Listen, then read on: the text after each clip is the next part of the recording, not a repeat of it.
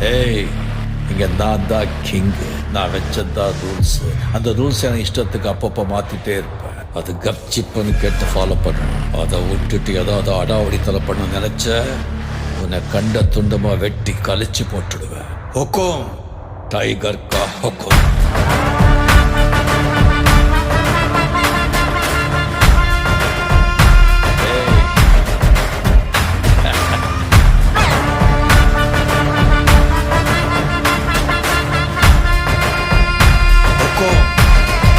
tiger